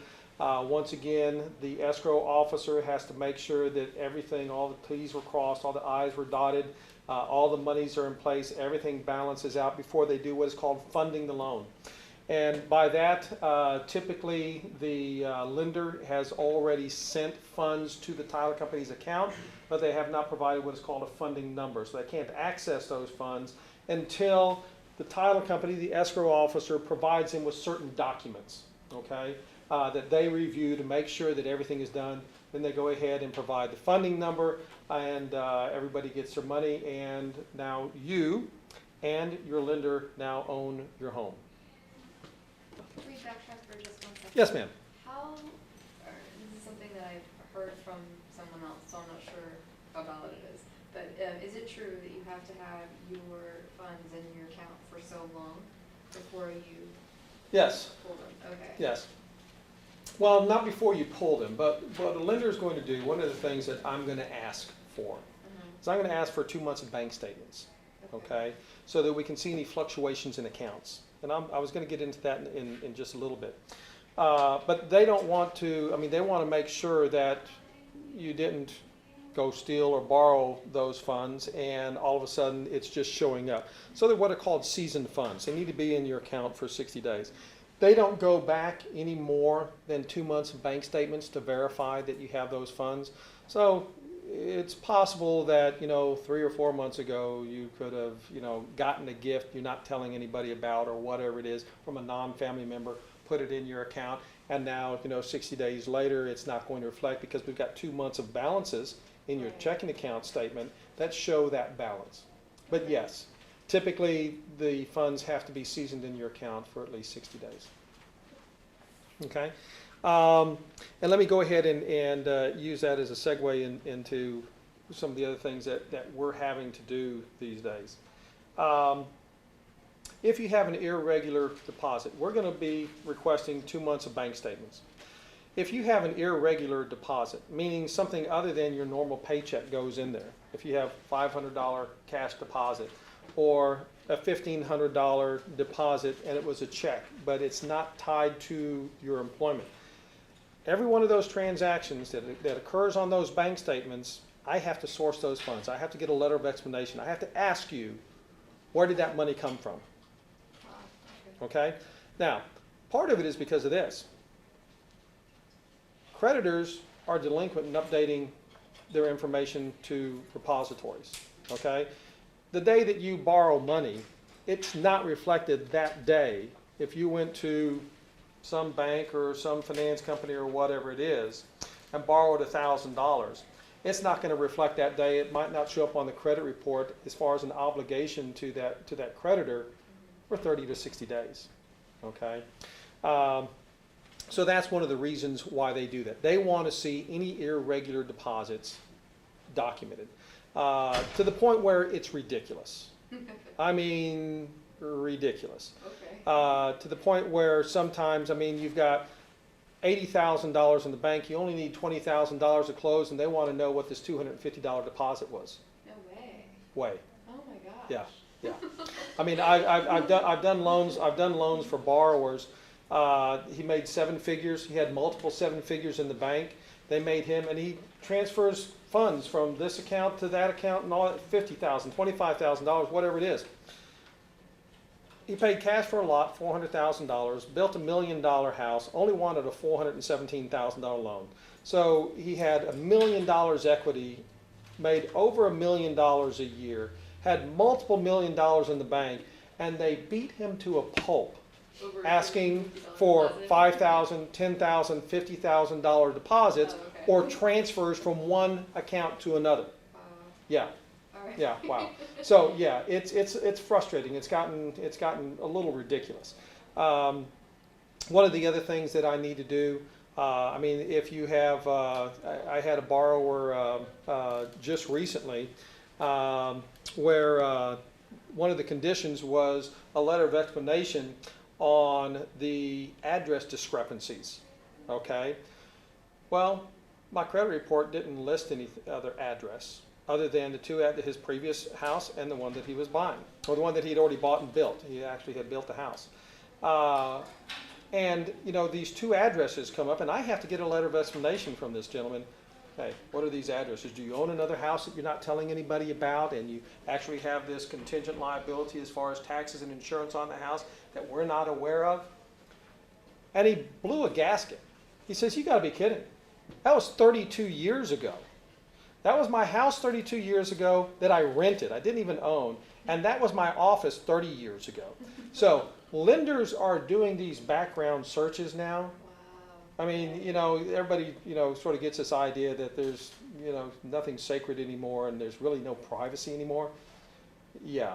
I mean, it's amazing, stuff like that. If you have credit inquiries, okay, once again, an inquiry will show up almost immediately. Okay, so let's say that you inquired about getting a credit card, but you didn't actually get one, or let's say that you did go ahead and get a new credit card. You have an $800 balance on it. The balance isn't going to show up maybe for 30, 60, 90 days, but the inquiry is going to show up almost immediately. So when you have an inquiry on your credit, we have to explain that as well. What was it for? Did it result in an obligation? So I find myself most of my day, or a lot of my day, is spent helping people write letters, explaining these things, because I know how the lender wants it to read it exactly. And but yeah, things like that. I mean, it's tough. It really is. I mean, it's not terrible to where, oh my gosh, I don't ever want to buy a house because this is ridiculous type of stuff. Even though, you know, for some people it can be. But it is. I mean, you know, every little facet of your life now they want to know about. Wasn't so much that way 6 or 7 years ago. But, let me see. Okay. I was asked this question. Is now a good time to buy a house? Yes, yes, yes. The current U.S. economic environment has forced the Federal Reserve to drive interest rates down, like I mentioned, to historic levels. At the same time, the rest of the world's economies are in worse condition than the U.S.'s, making our debt still, including mortgage-backed securities, still the most attractive debt in the market. Okay? So other economies, other countries still want to buy our debt versus their own debt, even though our Federal Reserve is buying a lot of it at this point in time. At the same time, housing prices are still below their 2008 highs, but there are signs that values are on the increase, and inventories are starting to shrink. And Thomas will get into that in just a second. So what advantages do these conditions provide the consumer? Consider that a couple with a combined gross monthly income of $7,000 should, depending on debt and credit, be able to qualify for a $367,000 loan at current interest rates of 3 3/4. A $325,000 loan should interest rates go up 1%. A $291,000 loan if interest rates go up 2%. And back when I got into the mortgage business, when interest rates were 17.5%, you could only qualify with that same $7,000 for a $115,900 loan. So interest rates have that effect. Interest rates have risen slightly over the last several months. Okay, they probably will continue to go up over a period of time, maybe over the next year. I doubt they'll go up more than 1%. But it does affect your ability to qualify for a particular payment or particular house. And obviously it affects your out-of-pocket expenses. So when the U.S. and world economies begin to strengthen, interest rates must go up to avoid inflation. How high is anyone's guess, but in '82 when I entered into the mortgage industry, the inflation rate was almost 12%. Currently, the inflation rate is 1.67%. I didn't, that's a typo. And interest rates were 17.5%. So yes, now is a good time to buy a house. Question about timeline. If you qualify today, Mhm. but you don't find a house that you want to buy for like 3 or 4 months or Mhm. something, do you get the interest rate then or the interest rate today? No, that's a good question. You get the interest rate then, okay? There used to be a lock-in shop type of program that lenders offered where I could lock your loan in, process your loan, and you didn't have to close and you would get that interest rate. Now the interest rate was a little bit higher than what current market interest rates are because they're going to factor in the risk that interest rates will go up. For instance, when I lock in a loan, the opportunity I have to lock in a loan, I can lock it in for 15 days, 30 days, 60, 90, 120, 150, etc. The interest rate that I can lock your rate in at today, if I were to lock it in at 15 days, for only 15 days, is going to be better than if I locked it in for 60 days. They don't know, they have a fairly good idea what interest rates are going to do over the next 2 weeks, but they don't have a very good idea what interest rates are going to do over the next 60 days. So the longer the lock period, potentially, the higher the interest rate. How much higher? The difference between a 15-day lock and a 60-day lock is probably 1/8%. Not that high. But they took away that lock and shop program because of the market itself. And so you don't lock in typically until you have a contract. Okay? So when you pre-qualify, how long does that? How long does a pre-qualification last? Okay. Well, you could lose your job in a week, 30 days, 2 weeks. You could go to Vegas and blow all your money. You could stop making your payments on your obligations. Okay? The credit report is good for 60 days. But the lender is going to pull a quality control credit report probably the day before you close. Okay. So even though you could pre-qualify today, we could use that same credit report 45 days later, and 40 days later you went out and bought a new car and didn't tell me about it. Sure. It's going to show up on their quality control credit report. So someone would need to disclose that sort of thing. Yes, ma'am. Yes, ma'am. You should. So If you don't, it's loan fraud. it seems to me like it would be quite normal that it would take a few months to find the house. You're right. You're right. It does. And so a lot of times, we do update that information. Typically when I'm pre-qualifying somebody, I don't get, 2 months of bank statements and 2 months of pay stubs. For just qualifying purposes, I want to know that you have the money in the bank, what money you have right now. If you don't have sufficient funds for down payment and closing costs, and you're going to be responsible for them, we'll discuss that. Okay, I'm going to ask you, where is the money going to be coming from? Well, over the next 2 months, I'm going to be selling or saving it. Or I'm selling this, or I should get a bonus, or my IRS, refund, whatever it is.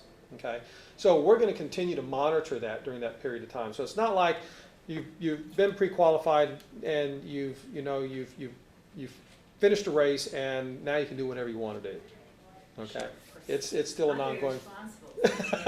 Obviously. So it still is an ongoing process. Okay, thank you. Any other questions? All righty. At this time, do we want to take a little bit of a break? Does anybody need? Okay, yeah, I've talked too much. Everybody's got cotton mouth. Okay, no. Why don't we go ahead and take a short break, and then we'll get Thomas up here to tell you all about the real estate market and his end of the industry. Thank you very much. Thank you.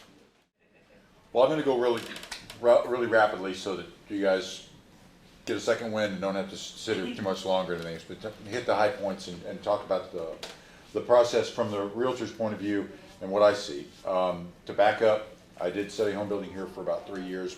They were closing down the program, so I was taking every home building course they offered at the time. About 3 semesters into it, my grandfather and my father worked together in a family business building houses. Grandfather passed away, and my father said, "Hey, you've got a job here. What are you sticking around there? I need your help." And so I left and did that for 7 years. At peak times during that 7 years, from '83 to '89, we put out about 35 houses a year, building them from scratch to completion. built custom homes at the same time, built a few houses down the coast, some out in Cibolo, all around. It was a good experience. Then about '89, paint started to dry, and that was all we were watching. We weren't watching houses sell. I'd been writing contracts and negotiating sales and sitting on models and things like that, all aspects of the business. And I'd had a real estate license since '84, which the whole family did at one point or another. So I said, well, I'll go out and start using that, and I found out I really loved doing it. I've been doing it for the last 24 years. So if you add the 7 and the 24, and Peter's 30 plus years in the business, we've got about 60 something years of experience that we're sharing with you tonight. To touch on a point you made, it is a good idea when you approach a listing agent to have a realtor of your own. I do have people that call me 5 and 6 years later and say, hey, it was very nice of you. I know you were representing the seller when we bought the house and you were the only agent involved, but you treated us honestly and fairly like you promised you would, and now we want you to represent us. And so it can work, although I've seen it go very, very wrong. And so the safe bet is you really ought to be represented every chance that you get. That said, to touch on also how the system works, a few years back they changed tort reform, and they wouldn't let the lawyers sue everybody they used to be able to sue. And so they looked around to see who they could sue next, and they found lawyers, and they found doctors, they found realtors, and fortunately they found other lawyers. But it changed the way they did business, and they found that realtors were out there driving around in a car with their clients and then going and negotiating on their behalf, yet they were being paid by the seller. And we said, well, that doesn't make any sense at all. They're actually sub-agents of the seller. They should be representing the seller at all times. So some of them got sued and some of them lost some money, and they were right legally. So we changed how they did things, and they said, even though we don't want to make the buyer come up with another 3% for the buyer's agent commission, which is not fixed, but just use a round number, why don't we still let the seller pay them, but that buyer will represent, the buyer's agent will represent the buyer regardless. People say, well, the first problem they had with that is, oh my gosh, though, in the higher price they pay, doesn't the realtor make more money? Well, what you discover over the years is repeat business and word of mouth is a lot more valuable than an extra $100 or $200. And you would much rather that client go back and go, Thomas negotiated me a great deal, you got to use him, than go, gee, I think I kind of paid a lot there. I got kind of a creepy feel that my agent maybe wasn't really representing me. And people can tell the difference. And so it really works very well. It's surprising that it worked out that way. I've got a couple of notes for myself to just kind of remind me of things to touch on, though. It's wonderful, though. You can have your own agent. It doesn't cost you anything, even with builders. Some agents will charge people a retainer fee now. It's not that common, and you don't have to. And there's plenty of agents. There's 7,000 of them out there in the market. Rough numbers I've heard higher here lately too. You can find somebody work for you completely free. The beautiful part about it is you can get somebody with as much experience as me, and I don't cost more than anybody else. It's one of the rare industries where you can do that. Peter's the same thing. It's shocking, actually, when you really consider the differences sometimes, because there's some people that got their license last week, and you can't always tell. There's a phrase in our industry, the buyers are liars. It sounds cute. What it means and where it came from is that buyers typically wind up buying something different than what they started out looking for. That's not surprising. Even with the internet now and all the pictures and tours and everything you can look at Julia and Zillow and everywhere else you can go, Realtor.com is a wonderful site. Until you go out and look at houses, until that first trip out, we don't learn a lot about what you're doing. After the first day of looking, I have 85, 90% more knowledge, even if I've had 4 or 5 phone calls with somebody. Oh my gosh, now they saw it, I saw their reaction. I know not just what they say they want, but how they feel about what they saw. And that's super valuable, and you keep your eyes open, and you can really help a client in that regard, but you really got to go out and look. I've had clients apologize to me saying, sorry it's taken so long. I know we looked at all these houses, none of them were right. It's a process of elimination. In most instances, you're only going to buy one house.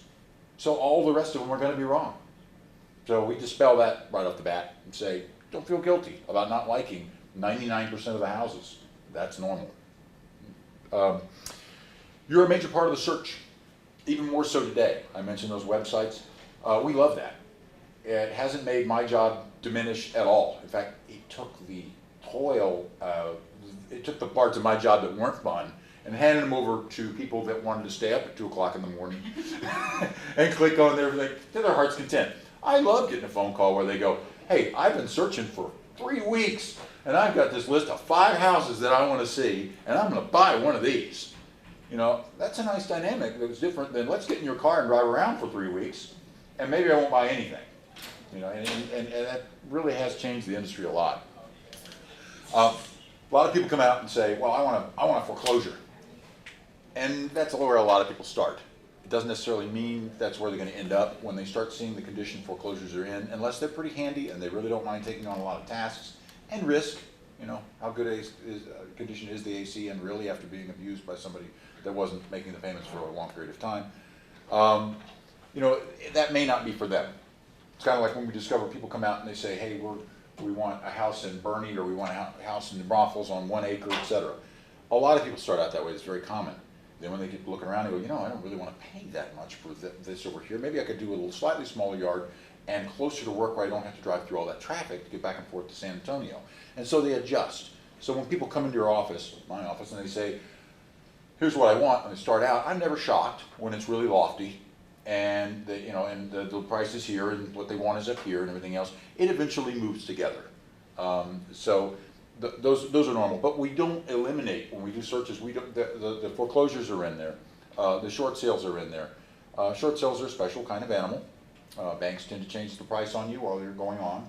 They've been known to do that, raise it, and tough you can go away because it's not their house anyway yet, and they're accepting less money for it in a compromise, and sometimes that makes them say, hey, you know, maybe I'm the new guy, the new vice president that just took over this department, and I think this is a bad deal, I'm going to raise it. So I try not to put people that say, hey, I've got to be in a house in 30, 45 days under contract with a short sale. Somebody that's living with parents that has 5 months to close might be a good short sale possibility. They look different, they sound different, and they talk different. And that's part of my job, is helping people figure out, maybe we don't want to look at those considering the fact that you need to be happily in your home in 40 days when your job starts and you have to start traveling. Open houses. Open houses are fun. One of my favorite real estate jokes is the couple that goes into the open house and they love everything about it and they finally get to the top room and the agent says, and this is where the owners have their hobbies and they really enjoy this room most of all and everything else. Do you guys have any hobbies? And they say, yeah, we like looking at open houses on the weekends. and that's the truth. But sellers always want agents to have open houses. I approach it from the get-go. I basically explain to them that if I want to pick up buyers in this price range in your neighborhood, I'll be happy to hold this house open if that's what I want. It doesn't do anything for you, the seller. People that don't explain that to you are not telling you the complete truth, because you will find all around this town on any given weekend agents that have houses open with agents holding it open for them because they're a young agent without a lot of clients and they're there to pick up buyers. And it's in a price range they'd like to have buyers from. Does it sell the house? No. Open houses were invented before we had the internet. They were invented before we had lock boxes. Open houses were a necessity at one time. They're not now. Now they're just kind of an antiquated thing, sort of like, oh, I don't know, robocalling when people have answering machines. You just don't get through. It doesn't make as much sense. I joke with my clients, my next career in the life of crime, I'm going to sign myself into every open house as Mickey Mouse and check the place out, because they just don't make sense in today's society. But they work for a certain amount of agents, but they're just there to pick up buyers. Let's see. You always get what you want. You don't always get what you want, I'm sorry. Peter mentioned the pre-qualifying. I had my readers on last time I did this. Peter was right about the pre-qualifying letter. The text I just got about we may be sending you an offer or countering the offer, this was a counter from earlier. We don't even start talking until they show up with a letter from a lender. If they can't even bother to get that, they're not a serious buyer. We'll wait. Because I don't want, if they're that out of touch with the market right now that they can't show up making their offer with a letter from a lender, that tells me that 3 weeks into the process, they're going to be out of touch with reality as well. And when the lender says, I need these papers, they may not think it's important, and they'll just wait a few weeks, and et cetera. There's quite a few buyers out there right now, fortunately, and we'll wait for a good one. So it's getting to where that's just an absolute necessity. Also, as Peter touched on, multiple offers. if there's multiple offers and some of them have loan letters and some of them don't, for no dollars, somebody's got a disadvantage. And wouldn't even cost them to have that. And also, getting what you want. A lot of times when buyers make an offer and they walk out of the office, they think, "Well, I'm done. We've made them an offer." But you know, the seller, they can accept that offer, they can reject that offer, they can counter that offer. One of the nasty things they can do is they can accept another offer and not even tell you they were considering another offer. There is no obligation for that listing agent, and I really dislike this one, to tell you that there's another offer if they don't want to. Now, it's in the seller's benefit for them to say, "Hey, there's another offer coming in. You better make it good," you know. And I've had people tell me more than they should have told me, like, you know, it's almost full price. You know, almost full price. And so, you know, I know where I need to be. They may have been lying to me, but I don't know how motivated the buyer is. The buyer says, "I want that house. I don't care if I pay $1,000 more, $3,000 more. That's the perfect house for me." And if I look at it and say, you know, it's $5,000, $10,000 under price, that's why there's two offers, then I'll probably let them do that. If I think they're just both being rational, I'll tell them but be careful here, you may be paying too much, and then people remind them with an appraisal later that they were. But they don't always have to do that. And I've been very frustrated when I had clients where we made an offer and we were willing to pay more and they didn't tell us anything about it, but that agent just didn't want to work that hard that weekend. So he just took the other offer and didn't counter ours. I don't know how much the seller knew about it, never will know. So be careful. Sometimes I've had people that got frustrated and said, "Hey, you know, I would have done this, I would have done that," and it's like sometimes you don't have a second chance. So it's important to keep that in mind. Once you do get an offer accepted, though, a very important part of the process is we write into the contract all the terms. We say we want a home warranty. Home warranties try to wriggle out of fixing things, but it's nice to have in an emergency. And most sellers understand they're going to have to pay for one, so that's pretty easy to get. And we'll ask for closing costs if we need them. We'll communicate with the lender and say, "Hey, what do these guys need? We're going to make an offer. Do they need closing costs? If so, how much? A percentage, a dollar amount? Give it to us. I'll work it in." And we put all of that in the contract. And when it's accepted, part of the contract says we want to have time to inspect the house. We used to sell houses and we put $1,000 or $1,500 allowance in there for repairs, or $500 sometimes. And then it wind up being for $300 more for the estimate for repairs, and we fight over that. And it's like, this is all we're doing. It's like doing estimates for repairs, and so we backed away from that. We said, let's do as is. So now the contracts are pretty much as is. We inspect them. We don't like what we see. We can walk away. Usually what happens is, or if we like what we see, we can just go to closing. The most common is the third option. We present them with an amendment. I love it when they say, "We're sending you over an amendment." No, it's a proposed amendment. And we look at the amendment when you're the listing agent and say, "Well, I'll tell you what we're going to do. We'll do this, but we won't fix this because that's ridiculous. You're just trying to execute a remodeling. It's not even broken." That's what we propose from a buyer's agent standpoint, is a contract with a time period so we can inspect. Those inspectors don't know everything. They are the, I quote, canary in the coal mine. They're there to say, "Hey, you need to get an electrician to look at this. Hey, you need an engineer to look at this," or "Hey, you need an AC company to look at this." I see too often buyers get scared by what inspectors say and say, "Oh, wow, you know, he said this might be bad, and maybe we better not buy that house." And usually the answer is, what we should do is get a professional's opinion, because this guy's a jack of all trades. He's not really a master of most of them usually. And let's follow him up with this, because I've followed up deals that have fallen apart with professionals, and they've said, "He's wrong. That wasn't wrong. That's normal. This, all we have to do is tweak this, and it's done. It's fixed." So be careful in that regard. The scariest, most common reason for deals to fall apart is over inspections, and they're handled poorly. Too many agents, buyer's agents, give buyers the impression it's your big opportunity to make the seller remodel the house for you. They're not going to do that. The reason I have a lot of success with sellers doing repairs for my buyers is I prepare them in advance and say, "Look, let's give them broken and leaking. Let's give them where their listing agent can go to them and say, 'Hey, if you don't fix the leaking sink and the AC is not cooling properly, the next buyer's going to ask for that anyway.'" Now, it's hard for him to go and say, "Well, I know the house was built 40 years ago, but they want all the plugs brought up to code." That's hard to sell, and it probably won't fly. And then when they start lining through things, they'll get in the habit of lining through things, and they'll line through some of the things we wanted fixed. So I coach people, stay away from that. Let's keep it down to broken and needs fixing, and we'll get our way. Title companies have, a few years ago, tried to raise prices, and they wouldn't let them in that particular instance. And so what they said is, okay, we'll lower coverage, and they stopped covering what they call meets and bounds. So it's all the more important to have a survey. Now these days we use old surveys a lot, and we write this into the offer again. Again, everything's addressed in the initial offer. We write in, hey, we'll use the old survey, and if it's not acceptable to the lender, I'll pay for it or you pay for it. You know, and it's stipulated in there. There's also some fine print that a lot of people forget to read that says if you don't give it to us, or if you fail to give us an actual appraisal and it's just a plat that you thought was an appraisal, that's not providing it to me and you pay for it anyway, to the seller. So that's a nice thing to know as a buyer's agent. It's interesting to utilize when you have to. As I said, the warranties, we're going to ask for that as part of the contract as well. Companies are in business to make money, and they will try to wriggle out of things. I always tell people, look, if you buy the house, the warranty's in place, and the AC goes out, you can't call your own favorite AC guy. You got to call the warranty company first, and they'll call them out, and then they'll wriggle around about repairing things. So when that happens, please call me. If it's a legitimate beef, I can call the warranty company. It carries a little bit more weight because we kind of influence what warranties get used in a lot of cases, and so I kind of say, just, I'm not going to disappear.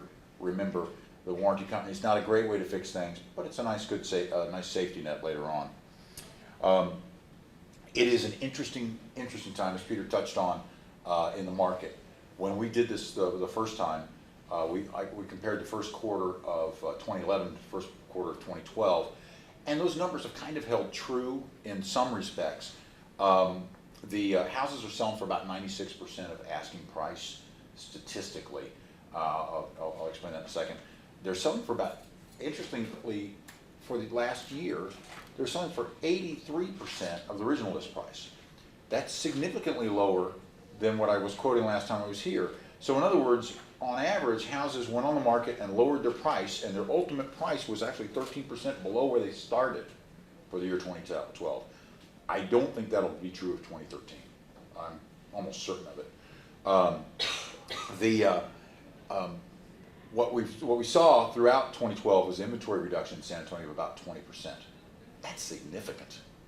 When we've gone from 07, when things really started slowing down, fall of 07, to 2011, without much of an increase in much of anything, or change in much of anything, and to see it go, prices rise 7% in 2012 from the year before, and inventory to drop 20%, that was pretty mind-blowing for a small town, well, small fluctuation town like San Antonio. We have higher lows and lower highs than most cities like Austin and Houston and Dallas. They're experiencing really big dips in inventory. Dallas and Houston are like in the 30+% in decrease in inventory. So they're seeing bigger swings even. But what we're seeing already and this is the unscientific part where I swing off the books, but December, January, February, March, personally, I usually do between 45 and 55 transactions a year. Last year we did about 42. We still did about as good as the year before because our average price was a little higher.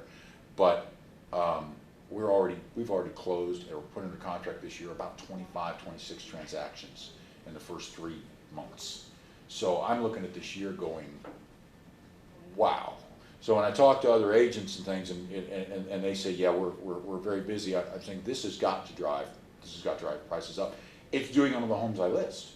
We're basically saying no, next, and the other offer comes in, and we didn't do that 5 months ago, 6 months ago, last summer, at the peak of last summer, that wasn't the case, and so it's very interesting to watch here, and that we're able to do that. I could have that attitude, and if the whole market didn't buy in, it wouldn't work. I just wouldn't sell anything. But we're seeing that actually start to occur. So I am very, very pro. Let's get busy and find a house if we're going to buy a house in the next 3, 4, 5 years, because I think we're going to see another. Last year was 7% increase over the year before. I think we're going to see at least 4 or 5%, even if it slows down later in the year. Because based on the first quarter, it's been really a go-go year. Lastly, I'm not going to keep you much longer. Lastly, I just want to touch on one thing. It's very nice for Peter to be here. He's got a ton of experience. To put this together with Trinity. I'm personally doing a purchase and a refinance right now with my family, and Peter was very, very creative and very, very helpful with that. Did things that I never imagined we could do, and legal. But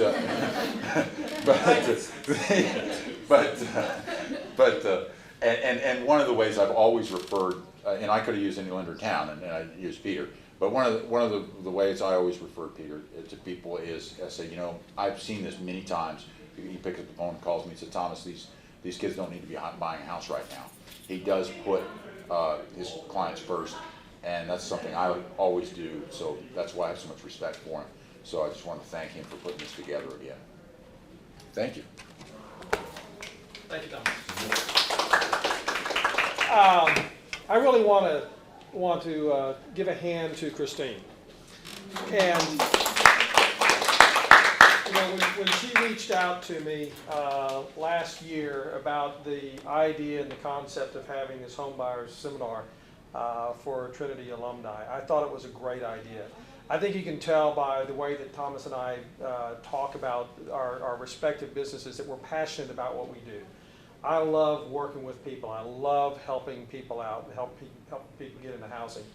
And I think there's too little of this type of knowledge and this type of education too late for most people. I think that a lot of this should be taught in schools, give people some tools in high school and even college.